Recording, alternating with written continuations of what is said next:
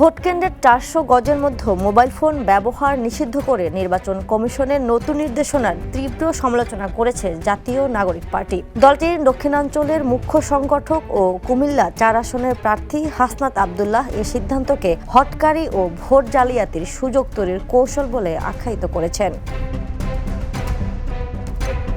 তিনি তার verified Facebook পোস্টে বলেন, এই নিষেধাজ্ঞার অর্থ ভোটারদের মোবাইল ঘরে রেখে ভোটকেন্দ্রে যেতে হবে, যা নিরাপত্তাহীনতা তৈরি করবে এবং অনেক ভোটার ভোট দিতেই নিরুৎসাহিত হবে। হাসনাত আরও বলেন, এই সিদ্ধান্তের ফলে মজু সাংবাদিকতা ও সিটিজেন জার্নালিজম বাধাগ্রস্ত হবে।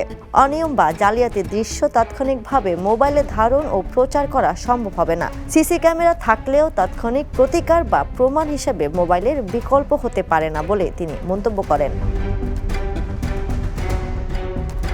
একই পোস্ট নিজের ফেসবুক পেজে শেয়ার করেন এনসিপির উত্তরাঞ্চলের মুখ্য সংগঠক সার্জিদ আলম। এদিকে দলটির আহ্বায়ক নাহিদ ইসলাম ঘোষণা দিয়েছেন, সোমবার সন্ধ্যার মধ্যে সিদ্ধান্ত পরিবর্তন না হলে আগামীকাল নির্বাচন কমিশন ঘেরাও করা হবে। তিনি ঢাকার মোহাম্মদপুরে এক নির্বাচনী সমাবেশে এই ঘোষণা দেন। এনসিপির নেতারা দ্রুত এই সিদ্ধান্ত প্রত্যাহারের দাবি জানিয়েছে।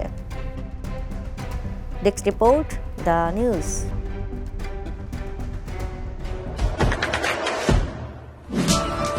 দেশে দেশে সবার সাথে দ্য নিউজ।